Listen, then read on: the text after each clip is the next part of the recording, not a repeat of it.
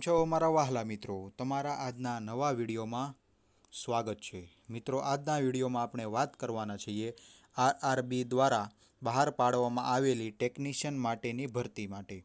આ ટેકનિશિયન ભરતીમાં grade 1 signal અને ગ્રેડ 3ની ભરતી માટે સાંકેતિક નોટિસ બહાર પાડવામાં આવેલી છે। મિત્રો, આ ભરતી અભિયાન ભારતીય રેલવેના વિવિધ ઝોનમાં સેવા અથવા ઈચ્છુક પાત્ર ભારતીય નાગરિક માટે ખુલ્લું કરવામાં આવશે। આ ભરતી 6180 જગ્યાઓ માટે બહાર પાડવામાં આવેલી છે। મિત્રો, ટેકનિશિયન ગ્રેડ 1 સિગ્નલ માટે 180 પોસ્ટ અને ગ્રેડ 3 માટે 6000 પોસ્ટ જેટલી ભરતી બહાર પાડવામાં આવેલી છે। રિક્રુટમેન્ટ એજન્સી છે મિત્રો, ભારતીય રેલવે દ્વારા આ ભરતી લેવામાં આવશે।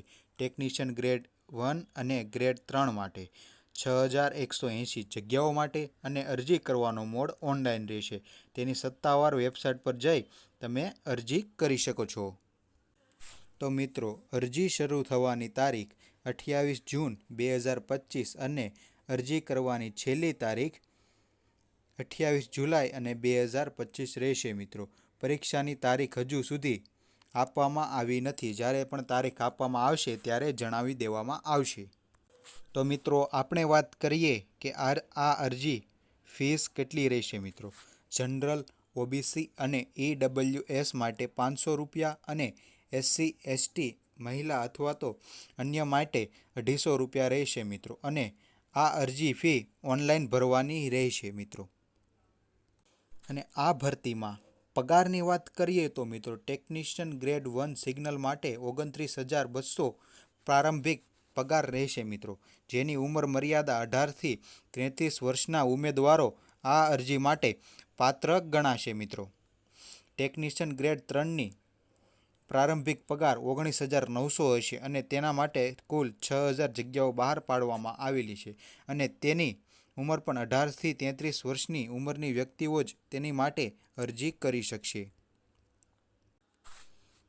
ગ્રેડ 1 સિગ્નલ માટેની શૈક્ષણિક લાયકાતની વાત કરીએ તો ઉમેદવારોએ કોઈપણ વિષયમાં એન્જિનિયરિંગ અથવા તો ટેકનોલોજીમાં સ્નાતકની ડિગ્રી મેળવેલી હોવી આવશ્યક છે। મિત્રો, ટેકનિશિયન ગ્રેડ 3ની શૈક્ષણિક લાયકાતની વાત કરીએ તો ઉમેદવારોએ એસએચએલસી પાસ કરેલું હોવું આવશ્યક છે। મિત્રો, સાથે એનસીવીટી અને એસસીવીટી દ્વારા માન્ય સંબંધિત ટ્રેડમાં આઈટીઆઈનું પ્રમાણપત્ર હોવું જરૂરી છે।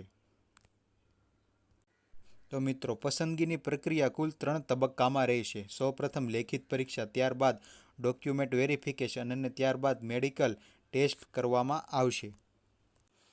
રસ ધરાવતા અને લાયક ઉમેદવારોએ 28 જૂન 2025થી આરઆરબીએસની સત્તાવાર વેબસાઇટ દ્વારા ઓનલાઈન અરજી કરવાની રહેશે। મિત્રો, દરેક ઉમેદવારને ફક્ત એક આરઆરબી અને એક પે લેવલ હેઠળની એક જ પોસ્ટ માટે અરજી કરવાની મંજૂરી છે।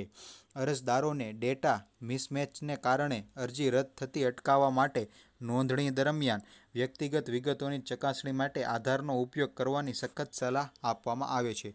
જો મિત્રો, તમને આ વિડીયો ગમ્યો હોય તો આ વિડીયોને લાઇક, શેર અને અમારી ચેનલને સબસ્ક્રાઈબ કરજો।